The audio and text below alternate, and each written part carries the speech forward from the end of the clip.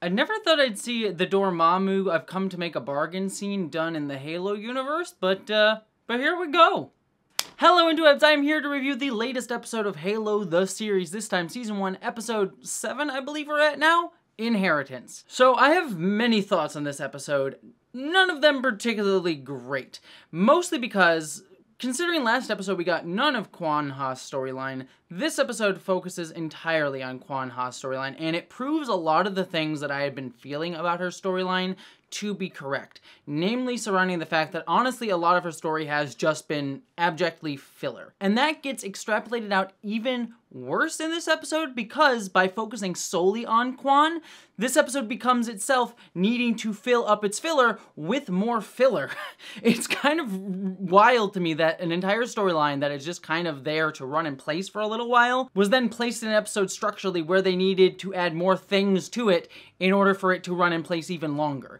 Let me kind of explain what I mean here. While most of this episode focused on Kwan Ha and sort of the lore backstory stuff that I'll talk about in a second that was important to the larger story surrounding Master Chief, in order to fill this episode out to an hour, we also get two little side storylines with Soren and Burn Goreman's Vincer whatever rebellion character. And both of those storylines amount to absolutely nothing at all, and in the end, Vincer himself gets murdered off, and so we ultimately learn that his whole storyline, just in general this season, was filler. It just kind of proves how much of this whole storyline was filler. Like, the best way that I can explain this, if we look at Soren's storyline, I got entirely confused by his placement in the timeline, because last that we saw him, he had been left in the desert by Kwan Ha. And the way that the story is structured is Kwan Ha goes Mad Max Fury Roading out into the desert and then gets kidnapped by the mystical desert witches. But then Soren is suddenly back on the rubble,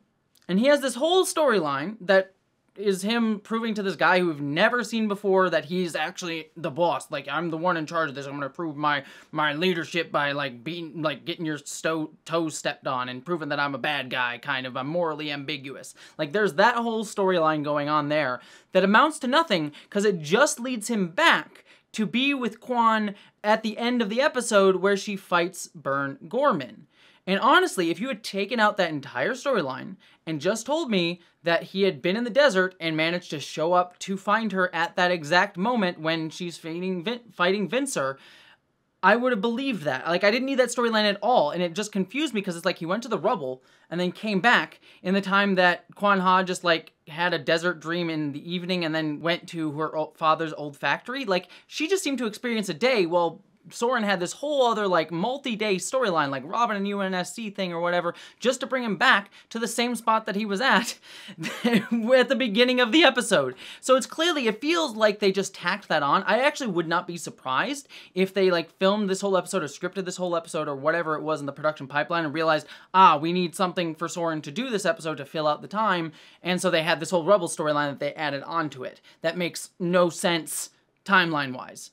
It just reads to me like they just needed to pad out the episode and just stuck that in there to fill that out. Which is even more egregious because, as I said, everything else was filler too because we, again, get Burn Goreman being all evil, whatever. He brings in the Admiral Lady. He's like, tell me where Kwan Ha is. The Admiral Lady ultimately does nothing and just gets murdered by him. So that's kind of pointless. And again, that just feels like it's padding out his storyline. But because he dies in this episode, we learned that his entire, like, storyline these past few episodes was pretty much filler anyways, just to give Kwan Ha an antagonist to face in this one scene because I believe this is the first scene that he's appeared in with her. So it's just all filler all the way down. And the only thing of substance that we got to the larger storyline going on with the Halo universe here was Kwan Ha going off in the desert and having this mystical vision about her father. And I will say this. That part of it I actually decently liked, because I loved that Kwan saying, like, all I have left is rage after the anger of her father getting killed by the Covenant.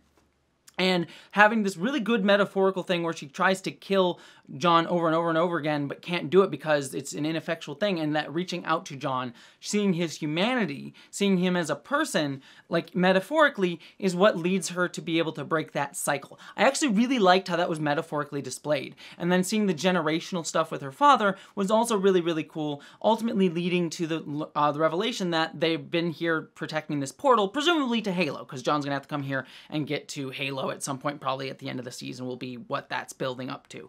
So we learned that all of Kwan Ha's storyline has been building up to the fact, and her entire history is that she's been here to protect this portal. I also have a little bit of concerns with this on a few different levels, and I'm gonna put this asterisk here, like, I am not the best person to be discussing this, but it just rubbed me the wrong way when watching this episode, in that Kwan Ha is very much coded as Korean. She speaks Korean at several points. Her father's Korean. Like, there's this long discussion of, like, history between generations. Like, there's a lot of stuff that's drawing from Korean culture within this storyline, which is great. Like, I don't think that that's necessarily a problem.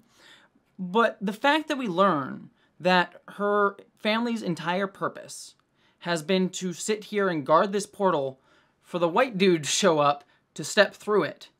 And that's all that he's there. He's like, oh, I'm going to step through this portal at some point in my life. It just rubbed me a little bit the wrong way that, like, this entire family's thing was to protect this portal, and it's very much coded in a Korean culture for just, like, a white guy to step through a portal. And, like, those storylines have happened before. Like, we see, like, these generations of people there to protect one thing for a hero along his journey. Like, I've seen that in numerous other quests, but it's usually always done in that context with, like, this mystical family just staying there, protect this one thing for a white dude to eventually show up and use it. It just rubs me the wrong way that they created this entire storyline for Kwan, so that she can free Madrigal. She's a freedom fighter. She's gonna free her people. Like, that's the whole storyline. She's a freedom fighter, but she's not, but the story ends up making it not for herself. It's not for her freeing her own people. It's not for freeing the planet. It's not for this larger ideal of fighting the UNSC. No, it's all just protect the portal for the white dude to walk through. It just reads to me entirely uncomfortable, and I really, really disliked it. Even while I liked metaphorically what it was doing within its own storyline for Kwan as a character, but I disliked it in the larger context of the story that it was placed in. Oh, and then also we get the final fight sequence at the end. It was decently well done. I mean, well shot and everything like that. And I also liked seeing the sticky grenade. That was kind of fun. Cool little bit there of Halo lore, like seeing the sticky grenade on a person. But ultimately, it was just a fight sequence to kill Vincent, who ended up being a nothing villain. So it's just disappointing because it just showcased to me how ultimately pointless Kwan Ha is as a character and in this story, because they didn't even use her for the thing that they had said she was using her for, to showcase the insurgency side of the storyline. No, she's just there to further the Halo guy's narrative, and it's also put in uncomfortable sort of stereotypes of other cultures as well. So this isn't me being out on this show because I like Halo so far, but it just proves to me how much I didn't care about Kwan. Like, if you remove Kwan entirely from Halo, this series, I mean, I wouldn't want to remove, like, a Korean character or, like, a character of color from the show. Like, I want to see more diversity in the show, but you need to do it in a much more substantive way. This just felt so tacked on, and it just proved to me that her character is just superfluous, and the show would honestly have been better having never had her. And I ultimately do hope that they do something in the next few episodes of the season to justify her existence, other than, like, I'm here to guard this portal. Because otherwise, it's really frustrating how pointless her character was, and that sucks. And I'm not saying, and I'm saying that because I wanted her to be more ingrained in the plot, not just because of who she is in terms of her cultural background, but I just want to see characters being used well and be interesting characters. So yeah, it's least favorite episode of the show so far. Not that it was necessarily executed badly, but because it just sits within this larger narrative around the Halo series that it ultimately means nothing within. So that's my thoughts on this episode of Halo. Sorry that it's kind of down. Like I said, I've been up on the show so far, so I guess there had to be a down with all the ups that have been coming. So I'd love to hear your thoughts down in the comments below. But beyond all of that, thank you so much for watching. I hope that you, as always, live long and prosper, my friends.